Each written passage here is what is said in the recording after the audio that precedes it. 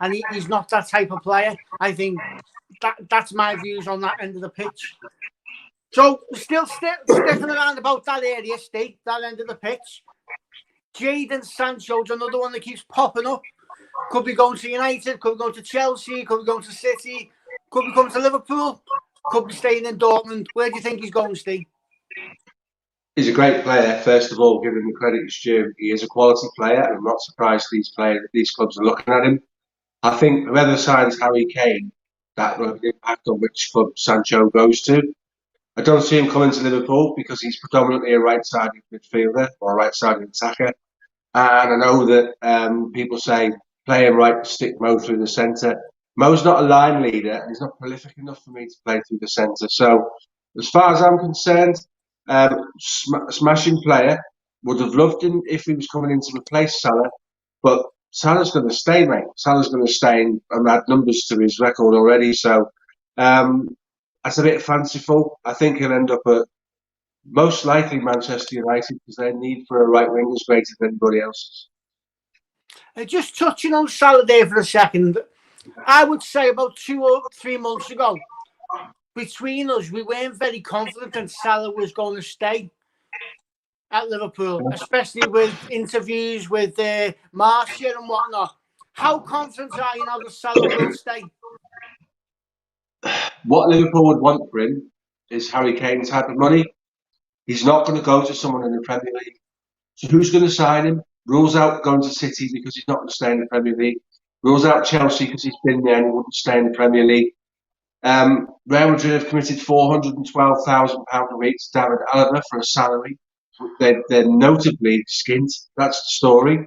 Where they're going to get the money from for the similar wages and for £125 million transfer fee. If it wasn't a COVID window, in terms of nobody's got any money or the money that they should have, maybe it would be different. Maybe one of the clubs might have a look at him. But to be fair, Mo Salah's going to stay at Liverpool, mate. Right. Next one we've spoken about a lot on the pod. Central midfield, Premier League experience. Bissouma from Brighton. That for me is a key signing. He played against us and he dominated our midfield. He's got everything. He's mobile, he's big, he's strong. He can see a pass and break down play. He is like the perfect Klopp player. He would be the guy that if they signed him tomorrow, we would be saying in 2 years' time he's been a bargain because he's got everything that is a Jurgen Klopp player, everything that is a Liverpool system player. I'm like that, mate, hoping it happens. James Pearce has come out today and said that Liverpool aren't looking for the replacement. They're not looking to replace Gini Wijnaldum because they think they've got what they need within the squad. Do you think that's just Liverpool trying to keep the price down for potential targets, or do you genuinely believe that's what Liverpool are thinking right now? You say that, but Fabrizio Romano came out and said they are interested in him. So which one is it? Tell you what, mate, what Liverpool are doing is treating the press like mushrooms. They're keeping them in the dark and they're feeding them shite. So basically, mate, they're telling them whatever they think they want them to know. We don't know is the honest answer with regards to that. So I hope he is. I genuinely hope he is because he's the answer. If we're going to go in the same formation, play the same way with the two recyclers of the ball that protect the fullbacks, that man is perfect for that job. Right, our next one is another person we've mentioned quite a few times on our podcast, and it's Renato Sanchez. Got a bit cold on that one, haven't we? Yeah, got a bit cold. Got a bit cold. And also, because Lille have just won the French title, you could add another 20 million to the prices for the likes of Renato Sanchez and Sven Botman and Ibrahim, or whatever his name is, Kone, the guy that we were also linked with this week. Lille is now a different project. Lille have got Champions League football. They don't need to sell players anymore. They've got problems with the TV money in France, but they've just bagged Champions League prize money. So they're not in the same financial position they were 6 months ago. That they couldn't believe that they were going to win League One, but they have. They've won it. So they don't need to worry about selling their players so much now. I don't see that happening. Although, to be fair, he's an identical Genie, similar size, similar physical attributes. Would also have done that job particularly well, but still think Bissouma for me is ahead of him in terms of who I would want to see at Liverpool. We're looking up central attackers now with this one. Patson Daka is one that keeps coming up. It comes up more from fans wanting them rather than us being linked with them. Do you see us going in with a bit for Patson Daka? Made a deal for Leipzig, mate, so he's off to Leipzig, so that's not going to happen for Liverpool. All right, is that what's happened there? I missed that one. That was a quick one, Steve. That's why I'm here. Hey. So the next one is Sporting Lisbon player. We were potentially aiming for Bruno Fernandes for a long time before United jumped in. And now it looks like we're going to it for his successor in Pedro Goncalves. Do you see anything in that stage? Is the type of player Liverpool need? He's a good player, mate. He's this guy who can unlock defences and stuff like that. He's technically very strong.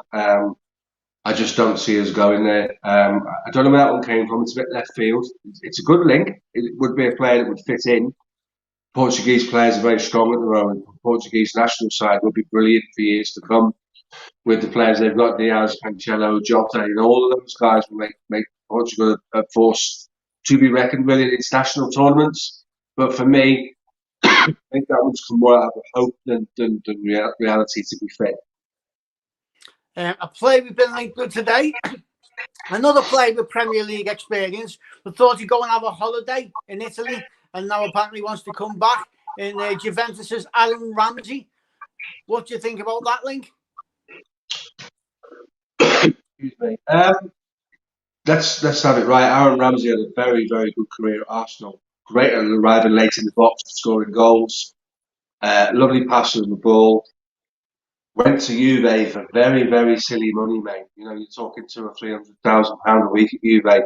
I read today that Emre Can got a £14 million signing on fee to go to Juve. They've got money. They were throwing money at mediocre midfielders. I don't think he fits in our price structure for a start in terms of wages. Would he be a Klopp player? Can he press the way that Klopp wants him to? Not convinced. I'll go back to what I said before. Of all of the midfielders we've looked at, Basuma is the one that fits the bill. That's the one I'd be delighted if we get him. I think we need to stop looking at. I think Aaron Ramsey must be 29 or 30 now. Just the wrong time. What are we doing? We're swapping like for like. We wouldn't give Genie a 4-year deal or a 3-year deal at 140 grand a week. So why are we going to give one to Ramsey? And also, I'm sure that watchers are not very aware of Aaron Ramsey's injury record as well. It's not exactly faultless, is it? So if he comes and plays for Liverpool and he's pushed that bit hard, then I'm pretty sure his body will just capitulate. Next one is Newhouse. What do you reckon on it? Nice technical player again. A technical player, another guy that could play in the final third and be the link. If that guy comes to the club, I see him as similar to why we signed Thiago, which was to play against teams with the low block, to try and play against teams to open them up a little bit as a plan B. I think the money for him would be quite high. I think potentially that's too much to buy a player to be a go-to on the bench. So I don't see that one happening, although he is a strong player. Same as Rodrigo De Paul in Italy, mate. Exactly the same. Loads of assists. Lovely footballer. But Rodrigo De Paul's 28, 29 years old. Same situation again. If you're going to do that, you offset. We should have offset any transfer fee for a player of that age against the contract for Gini Wijnaldum. It would be so counterproductive and send out totally the wrong message to allow Gini Wijnaldum to leave the club at 30 and not give him a contract. We're going to spend £30 million on a 29-year-old, give him a 3-year deal. It kind of doesn't make sense. If that happens, there's been a problem with Wijnaldum within the club. Steve George has put one in there saying he thinks he fancies us to sign Leeds Rafinha. What do you think about that one, Steve? Can you see Rafinha putting on the red shirt? Yeah, I can see that. I can see that happening. He wouldn't be the most expensive player. I don't know how much you've seen of him this year, mate, but he's a box of tricks, and he would be the guy that would come to the club to sit on the bench potentially, would come to the club to have a job to fight his way into the team. But so often during the season, we've looked at our bench, there's been nothing there to change games. That player can do that. So depending on what Leeds get for him, if he says he's unhappy, that changes the deal a little bit, doesn't it? You kind of get him for a bit less than if you just tried to buy him for like a hostile takeover type scenario. I'd like to see him because he's a good player, mate. He's got tricks and he's quick. So we lost Genie on a free transfer. And apparently the press today is saying we could be bringing somebody in on a free transfer. Hakan Calhanoglu from AC Milan. Do you see that one happening? Who's that? Hakan Calhanoglu. No, I can't, because again, he's wrong age, and he's a creative player. Yes, I'm not convinced we're going to go and buy a creative player. I don't think that there's the time to change the system. Half of our players are going. We've talked about this before. Half of our players are going away to the Euros. So when we bring them back, there's no time to change the system. They have to be working on it now. And this is why I don't see Canate being an instant starter, because what we do is very different to what Leipzig do. What league Liverpool play in is very different to what league Leipzig played in. It's a learning curve to understand the system. But the AC Milan player you just mentioned, whilst in his own right is a decent footballer, I don't see it happening because he won't have to. AC Milan weren't shy on wages, really. So I don't think he's paid, small amounts. I think he wanted decent salaries to come. Just don't see it. We've got another AC Milan midfielder as well, Frank Cassie. He's another player I've seen pop up a few times on social media. Great player. But he'd be 50 million quid, mate. And I don't think we're going to spend that. We wouldn't spend 50 million on Basuma if that was the price that was quoted to us, irrespective of how much we might want him. Frank Kessié is a quality player, mate. He promised big things a few years ago. He went to Milan, didn't start particularly well, but in the last sort of 18 months, he's come into his own. He was very impressive in the games against Manchester United, even though they lost to Manchester United. He was a standout performer. I think he scored the away goal at Old Trafford, didn't he? Quality player, mate. Quality player. Physically very, very strong. But he's another African, and we need to be careful of having Africans because of the African Nations Cup when we're going to lose Salah and Mane anyway. So we kind of need to be careful how we balance the blend in the squad. Right. So I purposely left these two until last because we've already spoke about them a lot. I know you're probably going to know which two I'm going to talk about, but I don't think we can have a transfer round without talking about both of them. So the first one is Borussia Dortmund's Erling Haaland. If he doesn't go to Liverpool, which I'm assuming you're going to say, where do you think he goes? Is there any chance he stays at Dortmund? Does he sign for City? Does he go to United? What do you think will happen with Erling Haaland this summer? So his agent's fees are ridiculous. They also want to pay his dad, chaperoning around the country, around the world to his conversations. His wages are astronomical, and they want like 150 million quid for him. I see Haaland staying at Dortmund next season because they did make Champions League as well. What I do see is Dortmund being very clever because they're tactically, transfer-wise, very astute. He'll have a new contract with a clause in to allow him to leave. That clause won't have a minimum release clause. Because if he stays till next summer, teams can get him for 66.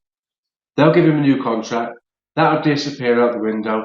He'll have another strong season, and they'll want 220, 230 million pounds for him.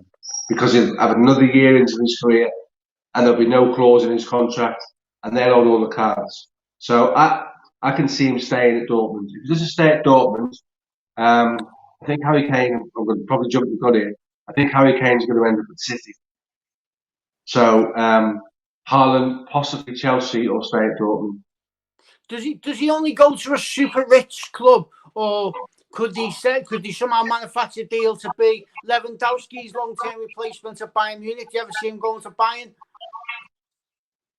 Possibly. It's not like Bayern haven't spent big before. They spent a lot of money on Leroy Sané, didn't they? Just signed another player now. It was announced yesterday. His name escapes me. Does he play instead of Lewandowski? No. Does he play alongside Lewandowski? Difficult because they don't play with two up front. They use Muller quite close to him, and they use Witt cutting inside in the shape of Coman and Gnabry and players like that. It would be a change for Bayern's system, but they've got a new manager going in there, so he might want to change the system. He shouldn't, because it isn't broken and it works really well. But it's not impossible. It's not impossible, but like I say, I can see him staying at Dortmund. Really can. So we're going to the other one now that we've spoken a lot about in this podcast.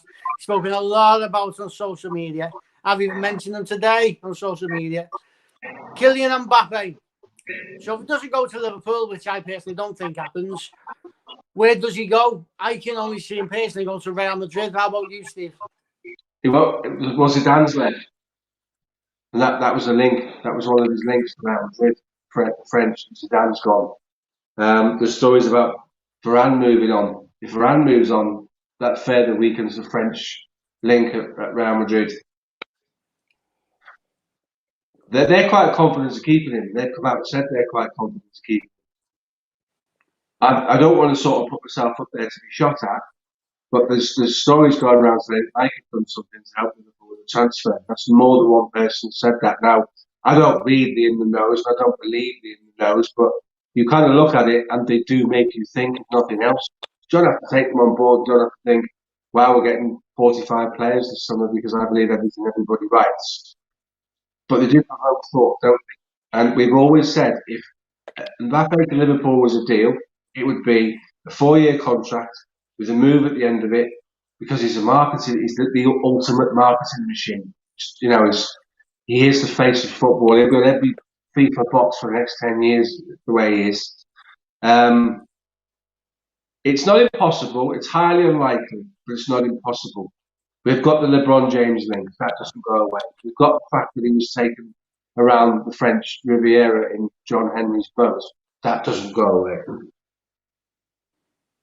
But you just can't see it, can you? You just can't see it. You just can't see a player that ilk coming into the club unless Nike paid the difference between our highest earner and what salary he would want.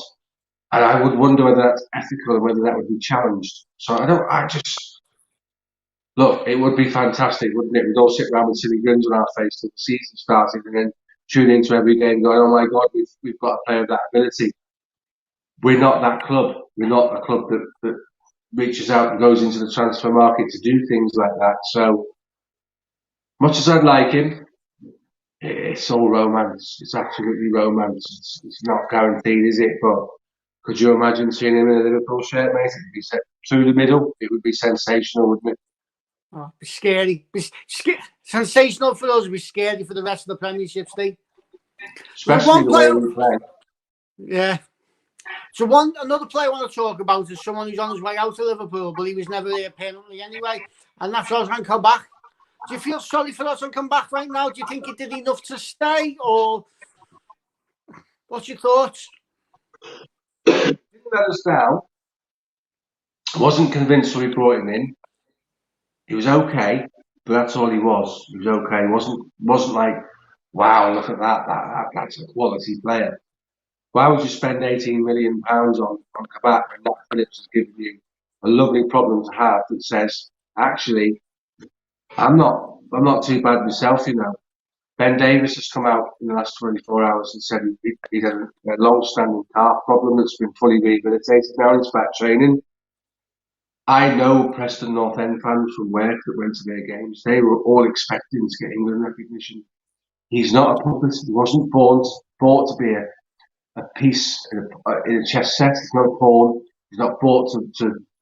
This idea that we could buy him for £500,000 and sell him for £5 million in the summer, having not played a game for us, is balmy. That's never going to happen. He's not going to get 4.5 million uptake because he's trained and been, you know, healed by our physios. That's not going to happen. Ben Davies needs to be factored into the equation. I don't think he leaves. I think next season they'll do a little bit more with him. I would say a little bit more than this season. Nothing within this season, so that would be difficult. But I don't think he was bought to be a make weight or a have a look at and get rid of in the summer. There's something about that guy who can play football, and he's been playing football in a 3. So maybe plan B next season is to switch to a 3, push the fullbacks further up, which would solve the problem getting around the back of the low blocks, by the way. Who knows? I'm not convinced that guy leaves the club, so that's made the Kabak decision a bit easier. And it's £18 million we don't need to spend.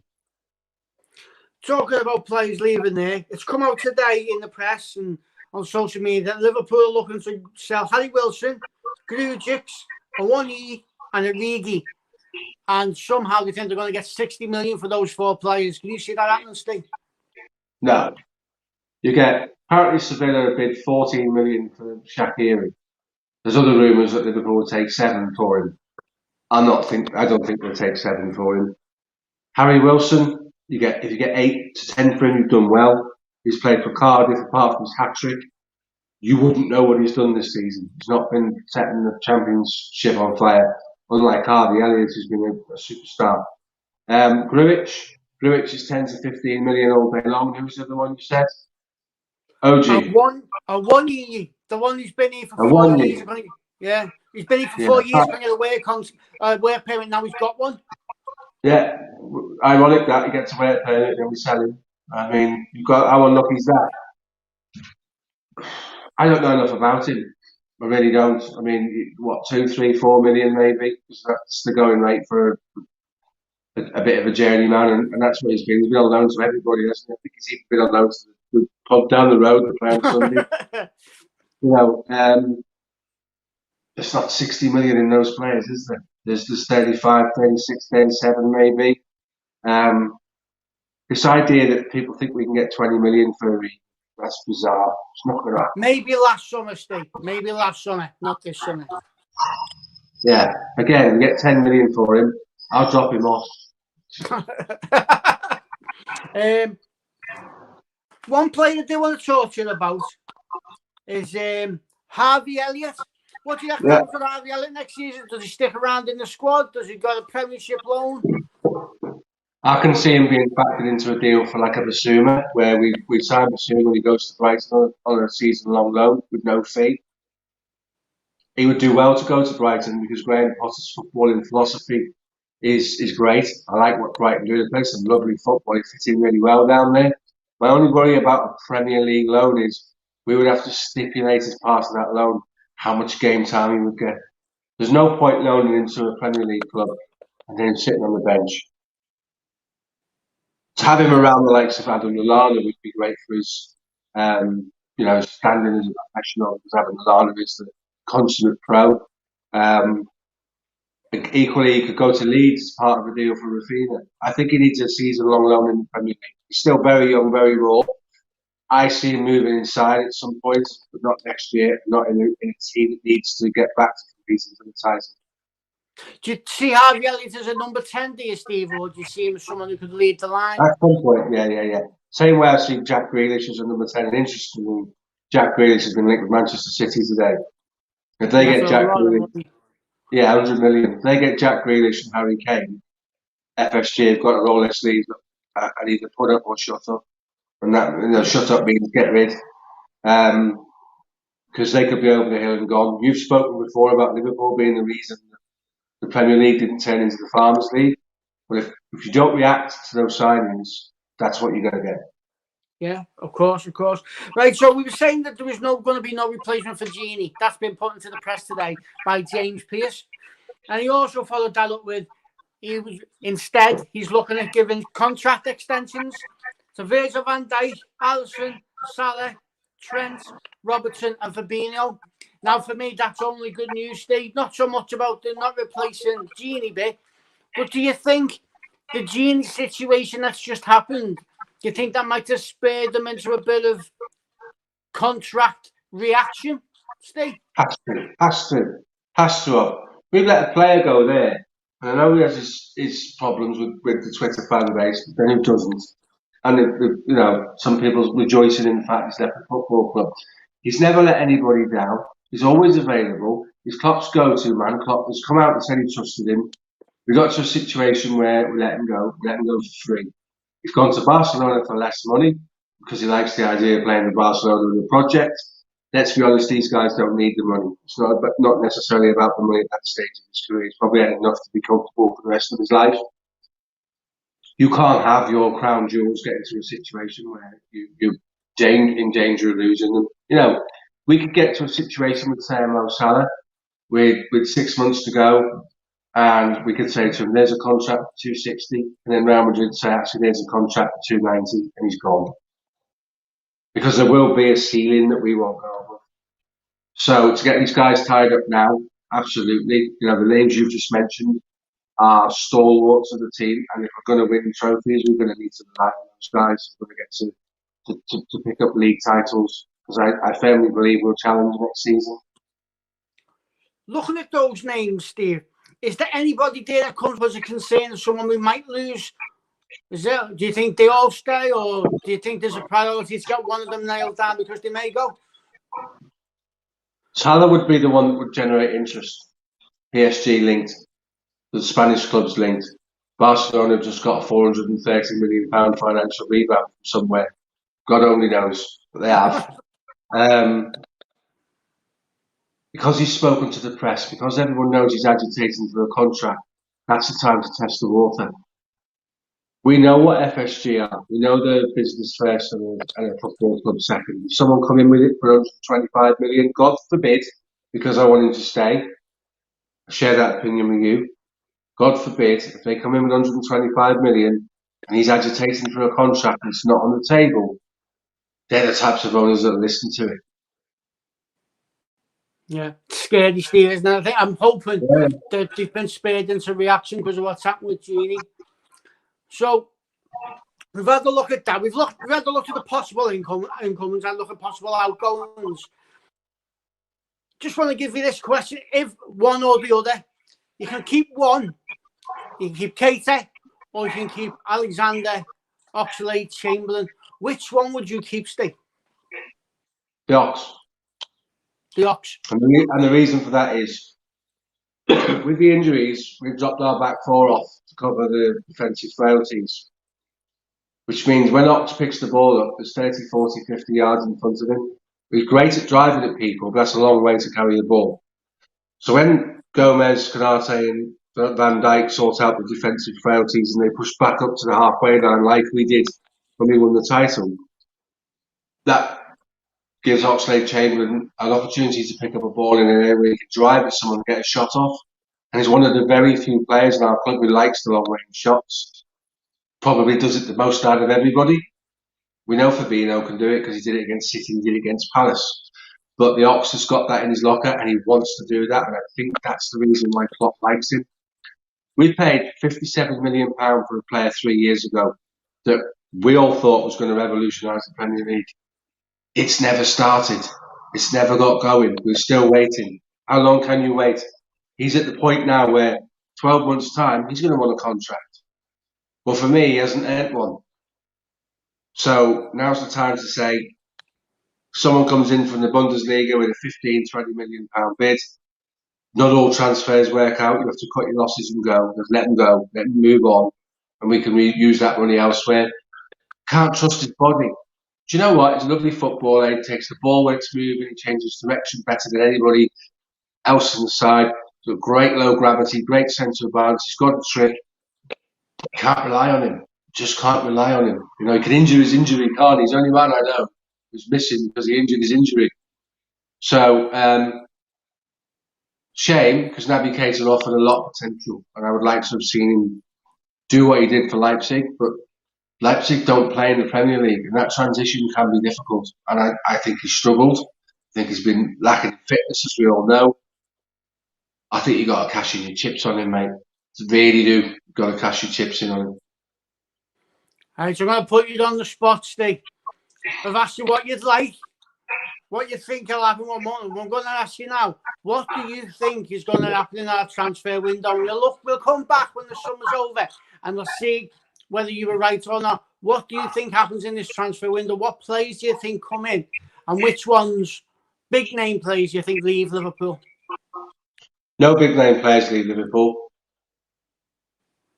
I don't think Keita leaves Liverpool because I don't think anyone wants to spend that kind of money on him at the moment. But we need to look at moving him on. I think potentially it would be nice to see Basuma join the club. And I think Rafinha from Leeds is a viable option. I just don't see us going spending. That would cost us, that would be a 70 million, 80 million pound transfer window, given that we almost spent 40 on Konate. that would be an adequate spend, and that would be strengthening the spine of the side. Probably not enough for a lot of Liverpool fans, but we haven't got a big bag of cash sitting around ready to dip into. So it's a mad idea to think that there's going to be loads of changes at the football club. You know, French football's got TV right problems. Everybody's got gate receipt problems. Liverpool lost £4 to £6 million every single game at home. They couldn't have fans in. £4 to £6 million every game. Not everybody will get that because some of people on a lower scale because it's all relative. That has a massive impact. If you think we haven't had fans in for pretty much all of the season, and we've played 18 games at home, you times that by 5, it's £90 million of revenue gone. £90 million. That's not to be sniffed at. That's not something you can pretend hasn't happened. So there needs to be a bit of perspective, a bit of realism. There isn't that kind of money lying around to spend. There really isn't. And FSG are not going to go and look for it somewhere else to invest it from other facets of the club. They're just not going to do that. So if we get Canate done, signed, sealed, delivered, Bissouma, and a Rafinha from Leeds, I think we have to accept that. I'm going to get Liverpool saying that, by the way. Watch the comments that come to this now. When people watch it back. But we're not in a fancy free world. It's not a football manager. We can't just go out there and generate cash for the sake of generating cash. And we might struggle to sell players. We might see Grujic go on loan again next year. It's a lot of money to pay £15 million for a player that a club doesn't want. It's been on loan.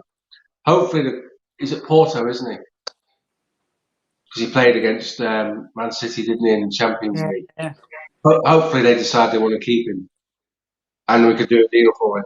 I just don't see like a revolving door of out goes one player, in comes another one, out goes another player, in comes another one. It just won't be 6 new players at training on the first day of pre-season. It just won't happen. If we get 3, we've done all right. I'd let Adrian go. I'd bring in Gazaniga. I'd sell Simicast, and I'd bring in Van Arnold as a backup left back. Because I just don't understand the £11 million investment in Simicast. I don't see enough from him. And that might be being a bit harsh because he's not played. I just don't see enough in him to say, that's the boy, that's the guy that can push Robbo. Van Arnholt is a quality player and he's Dutch. So the link up with Van Dijk would go down well as well. I know you said you'd be happy with those 3 players. Do you think Liverpool can challenge City next season if they don't sign someone who can play in Bobby Firmino's position? Or do you think that is what Jota will do next season? Jota will challenge Mane. I always thought Jota would be a challenge for Bobby, but I don't think he is. I don't think he favours the centre. I think there's a saying that they use in fullbacks, the touchline are their best friends because they use the touchline to shepherd players around. I think Jota's used to playing out wide, certainly played out wide for Wolves. I don't think he's a through the middle player. The fact that we're going to push the back line 30 yards forward onto the halfway line and do what we did the year we won the title will make all the difference to the midfield because they will be able to engage with the front 3 again. So it's not so important that we do that. Fans will go mad if we start the season with Bobby Firmino in the number 9 shirt. But don't be surprised if that's what happens because Klopp trusts him. His form's been patchy. When he's good, he's very good. When he plays well, Liverpool play well. But he's had a year where his form's been nowhere. But the last year has been really affected by the fact that the midfield is so far away from him. You pick up the ball 30 yards away from him, you've got to put your foot on it, you've got to shape it, you've got to look up, you've got to find your man, you've got to play the ball into their feet. By the time you've done all of those things, they've been shut down. All space has gone to play that football. It was something I noticed when I was watching the game. Bobby Firmino was having to come a lot deeper to get the ball. At some point, he was just taking the ball off Fabinho's feet. And you can't create anything if you're coming down that deep for me. You just can't do it. You can't be as creative as you need to be if you're that deep down the field. So I think that's it, Steve. Unless there's anything you want to add, is there any players that I might have missed out on? Is there anything you... No. You've covered it well. What do you want? What do you see us getting? What do you think's going to happen? I would have liked to have seen a striker come in I've been very vocal about that on social media all year. And that's not just because of Bobby's form. I think we need a different type of striker who can come in at times when things aren't going right. Like more of a target man, I think. Like maybe Erling Haaland, but not a 250 million one. Maybe see if you can get a young one who can come in and you can turn into the next Bobby Firmino, or maybe someone like Xhaka before he moved on. I do think we need something there. I'm not sure whether we've got it within the club. Not sure whether Klopp's seen someone who can do that job. I'm not sure whether he sees it in Jota. I just think we need one of our main problems this season, as well as our defenders being injured. One of our main problems this season is we've not scored enough goals. There's only Salah who can stand up and be counted when the goal ratio and goal numbers come in. Nobody else can be satisfied with the numbers as far as goals is concerned. But like you said, we didn't play a system last season. Like you said, all season, our system was broken.